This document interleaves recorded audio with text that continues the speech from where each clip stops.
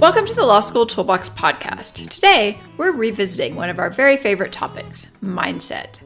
Your Law School Toolbox hosts are Allison Monahan, that's me, and Lee Burgess. We're here to demystify the law school and early legal career experience so that you'll be the best law student and lawyer you can be.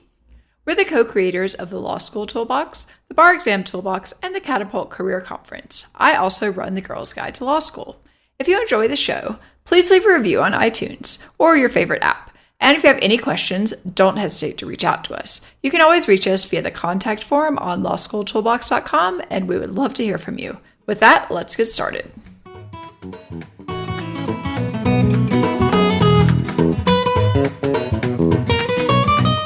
Welcome back. Today, we're revisiting one of our favorite topics, mindset. So first off, Allison, why is mindset important? After all, we did one of our first ever podcasts on this topic, so we must think it's important. I do think it's important. One of the things we'll talk about in a minute is I'm not convinced it solves all of your problems, but I do think a lot of the issues that people encounter in law school really come back to their mindset. And when we talk about mindset, we're really talking about this book that was written by a Stanford professor, Carol Dweck, who wrote a book called Mindset, the New Psychology of Success. And in that, she talks about fixed mindsets and growth mindsets. So Lee, what does she mean by that? Well, the fixed mindset, I think mindset really has to do with reaching some sort of stumbling block, right? So we're either you failed, you got some negative feedback, you're struggling in some way. And mindset is about what you do with that struggle. So if you have a fixed mindset and you reach that stumbling block, you might feel that you are at fault for that. So things that you might say with a fixed mindset would be, I am not smart enough to do well in law school. Another example would be, I just can't do this, kind of this defeatist language or a defeatist thought process, where the growth mindset is really about taking that difficult feedback and then saying, I'm going to actively work harder to change the outcome. So sure, I got this feedback that was disappointing, but I'm going to really internalize this feedback and decide how I can make changes based on it. So the growth mindset is really moving you forward on the path to success, where the fixed mindset is really like keeping you where you are or possibly moving you backwards because you take any of these stumbling blocks as very personal and that they really define who you are. Right. So basically in a nutshell, if you have a fixed mindset, in her view, you believe that your personal qualities are carved into stone. So you might believe you only have a certain limited amount of intelligence, a certain personality, a certain character. And if you believe that, then your job is to constantly prove yourself over and over again. So if you think, oh, I'm a really smart person, you have to keep proving that you're a really smart person. So any failure or a bump in the road, you're going to take that to mean that you're not smart enough, right? Right. So the difference if you have a growth mindset is you believe that your basic qualities are things you can cultivate through your effort. So, we're all different. We have different experiences, but somebody with a growth mindset believes that your true potential isn't really known and you can accomplish all kinds of different things depending on where you decide to apply your efforts. So if you fail or you stumble or you hit a roadblock, this is not meaning, it doesn't mean that, oh, I'm not smart enough to be in law school. It means it's an opportunity to learn. So it's not a reflection on you or your intelligence. It just means that you have to approach this in a different way. And one of the things that I think is interesting about the growth mindset is you kind of need the growth mindset to cultivate a growth mindset. Exactly. So it can often be that our initial reaction to challenges, negative feedback, things like that is not the growth mindset. I know for you and I, we all have our moments, right? Well, yeah. And we're going to talk about this later. Like, it's natural that, nobody wakes up to be like, yes, I just failed my exam. I have an opportunity to do better. That's not realistic. No, it's more about the choice of how you're going to choose to handle whatever stumbling block has come up to you. And if you have this fixed mindset, and if that's your first reaction, which I think for most of us, we might have that reaction, it's what you do with that. Do you sit with that and say, wow, I acknowledge that I am being very hard on myself. and deciding that this means that I'm going to be a failure in law school, I'm going to choose to think about this a different way. I'm going to choose to change the language in which I'm talking to myself about this. I'm going to choose to create a plan that is more aligned with the growth mindset. And that's oftentimes how you get yourself out of these sticky situations. So it's not as easy peasy as just saying like, I'm going to say, no problem. I'm going to come up with a new plan. Like, it's not that easy. Yeah. I welcome this negative feedback. Right. You know? I mean, maybe a few people react that way, but those people are not, kind of in the norm. And I think that's one of the key takeaway from her book, which I found really valuable, is that you can really train yourself to have more of a growth mindset. I mean, everybody's personalities are different. Some people are definitely more inclined to be really self-critical, to be hard on themselves. I mean, a lot of overachievers or high achievers are very, very hard on themselves. Mm-hmm. I mean, I think that's normal for people in law school. Yeah. A lot of perfectionist tendencies going on in law school where everything has to be perfect. You have to be the best. You have to be at the top of your class. And then you encounter the curve. Right. And then it's a very harsh reality for a lot of people, because even the very top people in your class are not going to get straight A's. Like, almost no one, if anyone, literally gets straight A's in law school. It's just not done. Yeah. And I think once you start learning about these two mindsets, if you're kind of geeky like we are and you think about this sort of stuff a lot, you start to see it play out. I really love reading biographies, and I find it interesting when you read stories about people who've been really successful. You do see a lot of the growth mindset. They don't call it that, but this ability to keep going and to keep growing and to work harder in lots of different arenas is such a powerful lesson. Most folks who are truly successful have come over some major obstacles. And it's what they do with those obstacles or how hard they worked past those obstacles that makes them, really meaningful. I recently saw Trevor Noah do stand-up. He's the new host of The Daily Show, who wrote an amazing book called Born to Crime. I would highly recommend it. I think he is this person who I think is truly like the model of kind of this growth mindset. He has this amazing optimism about all these challenges he's had in his life. And it was interesting to see him in person, because it's like he's telling stories about things that would really like take people down, but he's able to just kind of like roll on through, take that and keep going. And I'm like, wow, what an amazing person, what an amazing person who's been able to build a life that most people would not have been able to move through. Right. And I think that's actually a really interesting group of people to look at is stand-up comics, because sometimes people have this impression of like, oh, well, they're just naturally funny, so they just get up on stage and they do their thing and people laugh. But at least my understanding is that is not how it works. Yeah.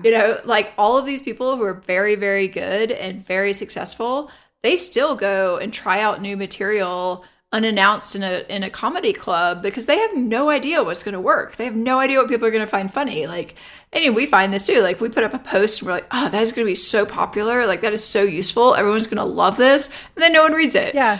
And then we put up other posts where we're like, it's pretty, that's all right. I wouldn't say it's our best work. And it's like hugely popular. So, I think with stand-up, like they get immediate feedback. Are people laughing or not? It's a harsh reality. Mm-hmm. And there's no way that you could, if you just think, oh, I'm such a funny person, I can do stand-up, you're not going to last very long. Yeah. I saw Kathy Griffin a few years ago, and she was trying out new material at the show that we were at. And I don't even remember the joke, but everybody started laughing. And she's like, seriously, you guys think that's funny? Oh, okay. She had a notepad standing on her like stool next to her. And she's like, then I better write that one down. Like, I didn't think that was going to be funny. And it was such an honest moment. Like, she was really taken aback at what this group of people found funny.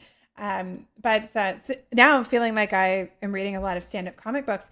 I also read Amy Schumer's book, which is quite interesting. And, her story about how she became, quote unquote, an overnight success shows a lot of growth mindset, especially being a woman in comedy, which is not the easiest thing to do.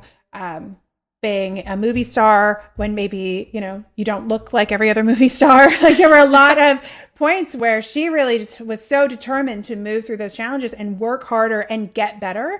It's very impressive stuff. And so if you're looking for motivation around how to cultivate the mindset to create excellence for yourself, you don't have to stick around the legal realm. There are plenty of those stories too, but you can also look to a lot of people that are successful in other areas to provide you motivation and inspiration.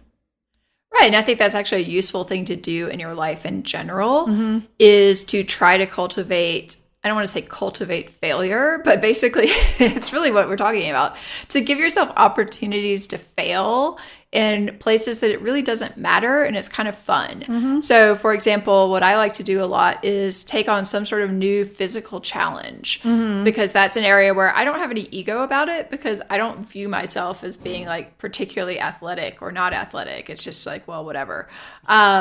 So for example, like I decided to learn to ski when I already knew how to snowboard. And part of it was really to practice like falling down and getting up and failing and learning something. And how do you learn? You know, and for me, it was like, well, I realized I really need to have basically I need to have a teacher. So I need to take lessons, and then I need to go off and practice. But having that completely outside of the realm of what it is that you do, that you're kind of so tied to the success of, can really help. And this is the same, I'm actually doing boxing too. So it's the same thing. I mean, it's good exercise for one, which is always good. But like, I don't care if I like have a perfect right hook. It doesn't matter to me. But it's interesting to see yourself get better at something. And it could be anything you want. But I think cultivating those opportunities to practice having a growth mindset where it doesn't really matter can really help when it does matter. I think we have an episode from the podcast about developing grit. And this was one of our pieces of advice around that too. I remember reading an article about parenting when they were talking about developing kind of resilience in your children, and that at any time, every member of the family should be trying to gain a new skill that is likely going to cause them to struggle.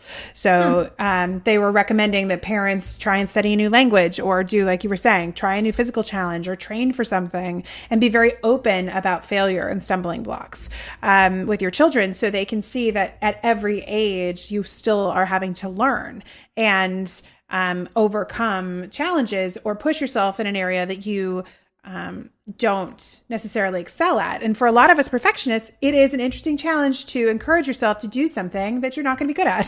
So exactly. Yeah, nobody likes to fail. Like, most of us don't like to fail. But I think that exercise of failure, of challenging yourself, can be really interesting. It can be art related. It can be music related. But reminding yourself that you have to study and work at something, I think is very important. And that just, how are you going to overcome those challenges is impressive. Even people who are at the top of their game. I have another friend who used to be a professional ballet dancer, and she decided to go back and start taking ballet. She hasn't been a professional dancer in a long time. She hasn't danced in years and years and years. And I asked her, I said, how do you feel about going back to a ballet class? And she's like, I think it's going to be humbling.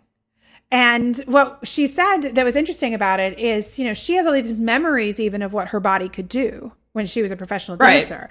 And so she's in this class and her body does not do what it used to do. She's not, she's not young as she used to be, and it doesn't react and have the same muscle memory.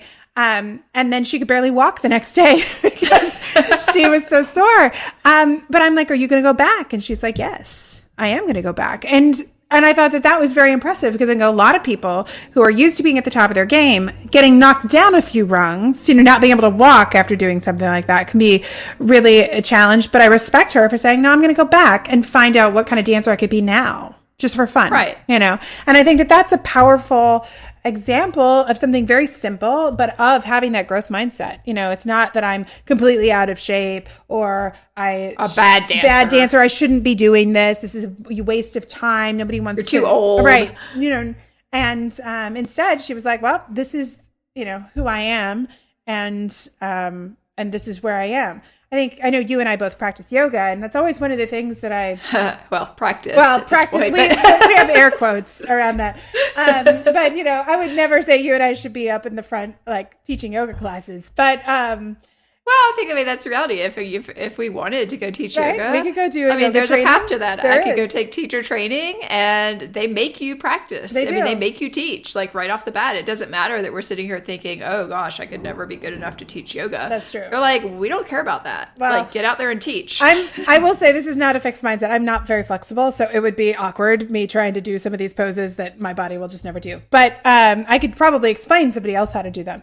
But I think one of the powerful things that they say in almost every single yoga class that you take is notice where you are today. Notice where your body is right now without judgment. And I think that is a very powerful thing to keep in mind in your mindset in school. Where are you today? Are you tired? Do you not feel well? Are you having trouble focusing? It's not like I am stupid and so I'm having trouble focusing. It is just, I am where I am today and maybe I can fix this or maybe I have to come back and try again tomorrow. And that kindness to yourself, I think, is a big part of the growth mindset. Because you're not a machine. I mean, I noticed for me, like thinking like if I'm trying to communicate in Spanish, for example, like certain days are just better than others. I can't really explain to you why. Like some days I'm like on it. Everybody understands me. I understand them. I'm like using complex verb tenses. And then some days you're just like, I literally can't remember the word for door. And that's just the way it is. Yeah. I mean, we had an interesting article recently about kind of going back over these things. Do you remember that the tutors sent around? Oh yeah. Where it was about people kind of panic because they study, and they think they've forgotten things, but you haven't really forgotten it. Like it's still in your head somewhere. And when it's about ways to kind of access that, and I think, make it more part of your long-term memory. But that idea that like, every day is not going to be the same as the one before it, it's just something you have to accept. Yeah, I think that's very true without judgment. And that idea of having kindness for yourself and trying to overcome these stumbling blocks without saying like, I'm just terrible at Spanish. I'm giving up. I'm never learn. I mean, I will admit I've had that thought many times, like, and I even tell people, I try not to do it now, but I've definitely said many times in my life, oh, I'm just not good at languages. Mm-hmm. And I mean, on some level, I do kind of believe that. Yeah. But it's not really an excuse. Right. But then, just because you may not pick it up as fast as the person sitting next to you, that doesn't mean you stop going to your Spanish groups or you stop doing lessons or you leave Mexico or do whatever it might be. And I'm very jealous of those people who are like, oh, I just like popped down to some Spanish speaking country and picked up the language in a couple of months. Not a problem. It was so easy. Why are you struggling? And I'm like, I want to kill you. Right. But maybe you could also explain to me how you did this so I could steal some of your tricks. Right. And in law school, you're going to have those people too who are like, oh, I just memorized that whole outline. No problem. I don't know why you're still studying. And you have to really check yourself to make sure that you're not making judgments just by comparing yourself to other people. Right, because there may be someone in your class with a photographic memory, and good for them. Yeah, let's go back to yoga. So, I will say, like I said, I'm not a flexible person, and there was a period of my life where I took Bikram yoga, which is the really hot yoga. God. I know. It was like a very intense time in my life. So you just wanted to torture yourself. I did. Basically. I was actually studying for the LSAT and working full time and doing a lot of Bikram yoga and going through a breakup. So it was a lot going on. And but if you've ever done Bikram, you do the same series of poses, and I was doing it a lot. And they would say like, oh, well, in like a few weeks, like you'll be able to do this with your knees. And I was like, no, I will not. My knees, like there's just, I will get better, but like my knees don't bend that way. And the bendy person who's next to me, who's like second class is doing these like crazy poses. Yeah. Like, sorry, that's me. I'm like the super bendy person. Yeah. Like that is not me. And I could be, I've practiced yoga on and off for like 15 years and it's just not going to happen. Like, I just don't bend certain ways. But there has to be, that doesn't mean I stop going, or it doesn't mean that I stop. I did stop going to Bikram, but that doesn't mean that you stop working on yourself or practicing or trying different things just because of where you are and, what you bring to the table. I bring a not flexible body to a yoga class. That is who I am. I'll tell you, one of the reasons I'm actually like, I look like I'm good at yoga is actually because I have really short legs and really long arms. Oh, that does make it easier. Yeah, so like they're like, touch your toes. I'm like, not a problem. I'll put my whole hand on the floor. But it's just because I have disproportionately short legs.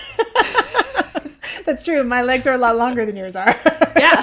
I mean, it's like random stuff like that. You go through your whole life thinking you're not flexible and that I'm really flexible, but actually we just have a differently proportioned body. It's true.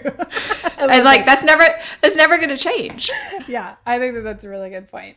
And, if you ever have the opportunity to hang out with kids, I think another great way to remind yourself of the growth mindset is to hang out with little kids who are constantly learning. I've learned so much about learning by watching my son because they don't judge themselves and they fail all the time. Yeah, there's like, oh, this is fun. This is interesting. I want to explore this. And then they do it. And then like they build a tower and it falls down. And they're like, ha ha ha, that was so fun. The tower fell down. Let me try it again. Yeah. And, or they misuse language and they get, I will correct my son's language and then he just repeats it back to me. Like there's no like judgment over the fact that he misspoke. He's trying to learn language. So he is like, oh, that's how you say that. And he files it away. And, rolling with feedback like that, I think is pretty amazing. And I am really hopeful that I can figure out how he won't lose that because if he can go through life like weird. that would be incredible. I was looking at the word ONCE the other day, which if you know Spanish is once, which is a number. Right. And in English, it's once. And then you realize, like, this is all really arbitrary. Like, why would someone who's never seen this have any clue, A, what it means, or B, how to even pronounce it? Yeah, that's very true. All right. Well, I mean, this all sounds great. We should all be, like, so flexible and, like, try our best and, like, look at new opportunities, blah, blah, blah. But I mean, since we did this initial episode, I've actually come across a number of articles, I assume you probably have too, saying that mindset really isn't the key to everything. And maybe this, this focus on grit and mindset and kind of pulling yourself up by your bootstraps and doing more, blah, blah, might actually be harming people's learning. Yeah. So, I mean, what's up with this? Well, I think you have to realize that mindset isn't the answer to everything. Right. That, that it's just a piece of the puzzle. And so you have to look at maybe the other structural issues around what's going on. So like in law school, maybe one of the things that's standing in your way of success is you're not getting feedback in order to learn how to make the changes with the growth mindset to get better. So you may need more than just the mindset to succeed. Right. And that's just the way that law school is structured. You can think like, oh, I think it would really be helpful to me if I could get feedback on a bunch of practice essays, but more than likely your professor is not immediately just going to do that for you. And that's just kind of the unfortunate structural reality of the school that you have chosen. Right. Yeah, exactly. And you just kind of have to make the best of that situation. You can, with a growth mindset, I think, say, okay, well, this is a problem with the environment that I'm in. This is something I need. How else can I get it? Can I go to academic support? Can I talk to a TA? Can I hire a tutor like somebody on our team? There are ways then to get what you need and then, without judgment, get better. But, the mindset can only get you so far. You might need more information. And that's not going to go away. Yeah. Yeah, exactly. You're going to be beating yourself up against, beating your head against that particular post for the whole time you're in law school. That's just the way it is. And you can try to change that, but odds are, and again, you can use this growth mindset to try to figure out ways to overcome this. But I think sometimes people don't want to recognize like, oh, there actually is a structural problem here. There is some underlying issue that I'm going to have to keep dealing with. Yeah. It's not like it's going to magically go away if you just find the exact correct technique. Right. I think sometimes too, this is a big one we encounter with people who are really, really struggling. Sometimes the struggle is actually a sign that this is not the right path for you. Yeah.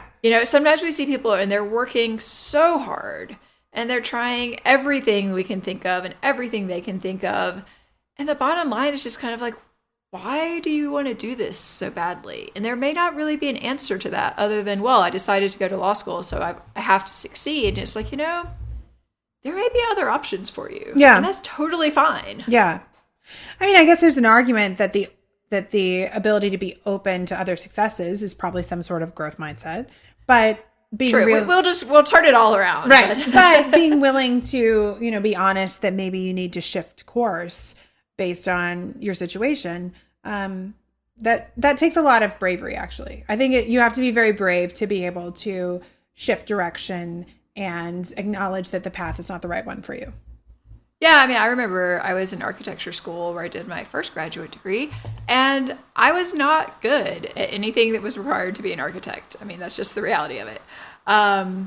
And I remember in my very first few weeks of class, I was just so frustrated. And I was like, you're in the studio environment, so you have a professor coming to your desk for half an hour, maybe an hour to really work with you one-on-one. It's very intense.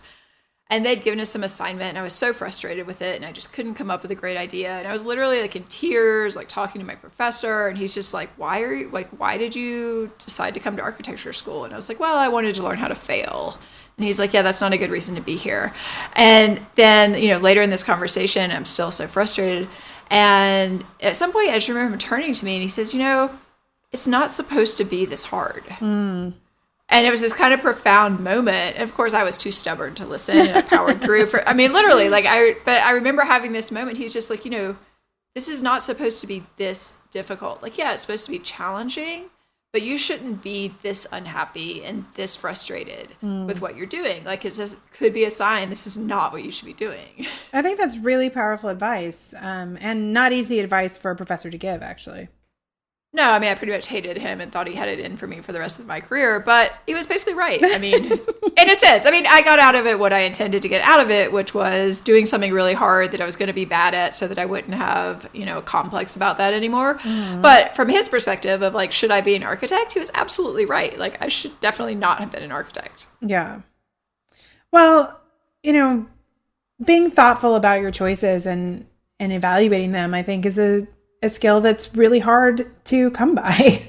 I think you have to look at yourself with a lot of honesty to shift course. And I don't think that is necessarily counter to this idea of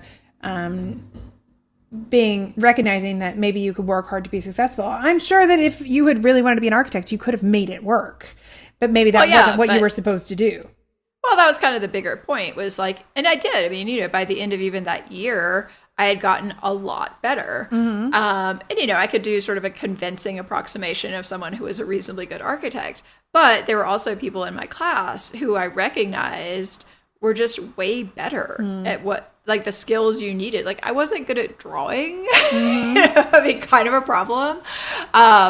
There are all kinds of things I just wasn't that great at. And I could kind of fake it and make myself really good at it or, pretty good at it. But then these people would show up. I remember it was so infuriating. There was this one guy, who was a super nice guy, absolutely brilliant and really good at this. And I would spend the whole weekend slaving away. I'd be in there 18 hours a day. I literally was once the only person in the building on Thanksgiving. I really put a lot of time into this. And this guy would show up 20 minutes before class started, toss off a few drawings, and then you look at them and you're like, oh my gosh, this is 1,000 times better than what I just spent 20 hours this weekend working on. Yeah. This is not the right career for me. There are people like this. And he's, now he's doing projects for, I think he worked on the redesign of the MoMA. It's just but that's the point. He should be. I shouldn't be. Yeah. I mean, I don't want to be fatalistic and say oh, well, if you're struggling in law school, this is not the right path for you. But I think there is a point where you just have to look at, does this career path mesh with the things that I am actually naturally pretty good at doing, that I enjoy doing, that I like to spend time on? And if the answer is no, if you don't like reading and writing, you shouldn't be a lawyer. Right. That's a really good point. I mean, I don't want to be harsh about it, but that's what they do. Yeah. Yeah, I mean, and you're probably not going to like law school because that's what you do in law school too. Yeah, I don't know. So I think sometimes this idea of I can just growth mindset my way out of a fundamentally incompatible situation is something to be aware of. Yeah, I agree.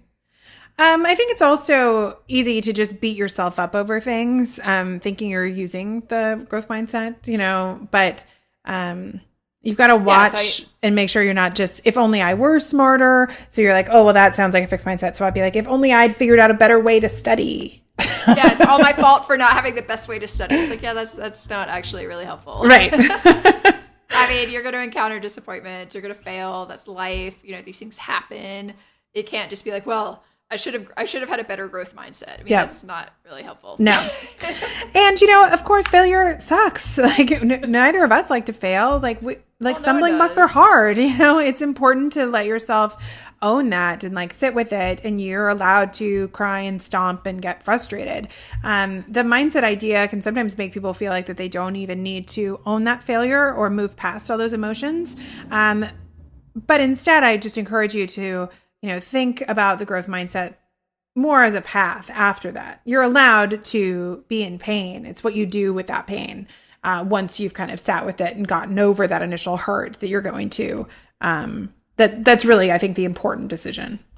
Yeah, and I think sometimes people can, again, sort of use this to try to avoid feeling that pain. Like, oh, well, I mean, of course, I'm not upset that I failed. It's just a great opportunity to learn more. It's like, no, you're probably upset, and you're going to move past that more quickly if you acknowledge that you're upset and you, really sit with that. And, you give yourself a certain amount of time to be upset. I mean, I know a lot of people who say, okay, I've had this big disappointment, whether it's not getting a job that you really thought you were going to get or you really wanted, or really doing poorly and getting back a bunch of poor grades and you're really devastated. Failing the bar. Failing the bar. That's another great one. These things happen. And I think the key is people will say, okay, I'm going to give myself, the next day to be upset about this, or give myself after the bar, you probably get at least the weekend. You find out on a Friday you failed. Okay, I get the weekend to be really upset about this, and that's totally valid, and I can behave basically however I want to behave, and I can throw things, and I can cry, and whatever I need to do. But then you stop. Yeah. Very explicitly and say, okay, but Monday morning, I'm going to start figuring out what to do about this. Yep. I think that's really, really important. And you might need to reach out for support, because this is not easy to do on your own. So, and sometimes this viewpoint, the mindset approach, can be I feel a little bit individualistic. It's all up to you to sort of figure out oh, how can I fix my mindset so I'll do better? But maybe the answer is you need support. Right. And so, talking to friends at school or people in your study group who can talk you through different ways to strategize can be important. Going to mentors or professors about ways to move forward, finding either an online community of folks. We've talked about this on other podcast episodes that can be really supportive to give you advice on how to affect change. You have to look to your community and, this idea that it takes a village, and pull people together to help you move forward. If you need help, shifting your perspective into this growth mindset of change and moving past difficult things. Yeah, and part of this really is listening to people who are the experts. So it's not that you have to figure everything out on your own. Really listen very carefully to your professor. What kind of hints are they dropping in class? What kind of hints are they dropping in office hours? These people are experts. Or, looking for academic support at your school from, say, an academic support office or your TAs, or maybe even a writing center on the university, possibly a tutor if that's something that would be helpful. Or another thing that I think people can often find helpful from this expert perspective is your mental health experts. Yeah. If you're struggling with motivation, if you're struggling with stress, if you're struggling with anxiety, you don't have to struggle with those things alone. There are people who have pretty good techniques for helping you. Absolutely. And especially if you struggle with this, the language you use around yourself. If you really feel if you're listening to this and you're I am the poster child for the fixed mindset, and, I use kind of this defeatist language with myself, and I don't know how to stop. The beauty of having a therapist or somebody who's very aware of that is that they can check you when you're using defeatist language, they can say, I just heard you say this, and you should not be apologizing for that, or you should not be owning that. That is not your fault. That is not something that you can control. And I think it can be very powerful to have somebody reflect back to you, even your thought process, because oftentimes we don't even know that we're doing some of these things. Yeah, and oftentimes one of the techniques they sort of use is, would you say this to a friend who came to you in this situation, the things that you're saying to yourself? And the answer is almost, God, no, of course not. I would never say that to a friend who came to me with this situation. Then why are you saying it to yourself? Right. And these are obviously patterns that have been deeply ingrained in people from very early ages, and they're very hard to break. But I think that I think you're right that it's really useful to have someone who's trained to mirror these things back to you so that you can start doing that for yourself and start switching the way that you're thinking about success and failure and your own abilities and that kind of thing so that it's really more realistic. And if you're just entering law school and you're like, wow, I wish I could afford therapy, you might find that your school actually has free therapy for law students because it turns out this is a population that needs a lot of help. And oftentimes student services, maybe you're connected to an undergrad institution, will provide free counseling for students in the law school. So you should check it out if you want to get access to those services. Yeah, and I think it's very valuable. I mean, I started going to therapy in law school. I know lots of other people who did, and almost to a person, they said, this is really actually one of the best things I've ever done. Yeah. Because it just makes you more self-aware. Yep. And with that self-awareness, I mean, the reality is, as a lawyer, you're going to be going into situations that are high conflict, high stress, where it's actually helpful to be able to manage your own emotions and then also sort of understand the perspective of other people and where they're coming from and what they're probably feeling to just make you more professionally competent. Yep, I 100% agree. All right, so what about some other like concrete techniques and strategies? So what would you recommend are some concrete things that folks can do to kind of help move themselves into this more productive mindset? Yeah, I think it's easier if you have the right systems in place. So sometimes people think they can just sort of like mindset their way through anything. It's all about willpower and self-control, blah, blah, blah. Which, I mean, you can probably do that, but it's probably easier if you have better processes and better habits and better tools. So I think getting interested in things is probably step one. So particularly time management, that's a huge issue for a lot of people. So, we have a whole podcast about this, probably more than one. Just really basic things like getting off the internet, having a place that you go to study, focusing on what, using like the circle technique so that you're really focused, you're not multitasking. And then other things like taking breaks and keeping yourself accountable. I mean, these all sound very boring and very like tedious, but the reality is basic stuff like this really can make a difference in how you're performing and also how you're feeling about things. Yeah. God, getting off the internet, like we talk so much about that, and getting off the internet in class, actually moving away from your laptop, using old school pen and paper to track things. There have also been a lot of studies about how, although we talk about how social media can be a positive, how that can really actually depress you, by spending a lot of time on social media and things like that. So you have to be very careful about, how you're spending your free time online. But I would recommend in the classroom, go old school, just be very present. We'll link to some resources about why it's so important to get off your laptop in class, but also just consider like unplugging, just doing things again, a very old school way. So you can just focus and move through your work without a lot of distractions and a lot of maybe negative chitter chatter that you don't really need to be a part of. Yeah, I think we've talked before about Deep Work by Cal Newport, but that's a great book with a lot of practical techniques about how you can really be a more focused and productive person while still having a life. And I think deep work is really the essence of what lawyers do. It's hard. You've got to put a lot of stuff together. You've got to really think. And it's very difficult to do that if you're distracted all the time. Yep. So that might be a great read for people if you have some extra time. Highly recommend it. Yep. So, I mean, we're running out of time, but basically our bottom line here, I mean, we're revisiting mindset. Why are we revisiting it? Well, I think because it's an important idea, but you can't expect it to do everything. Yeah, you can't beat yourself up if you find aspects of law school frustrating, even if you try your best and to try and figure out what to do to overcome them.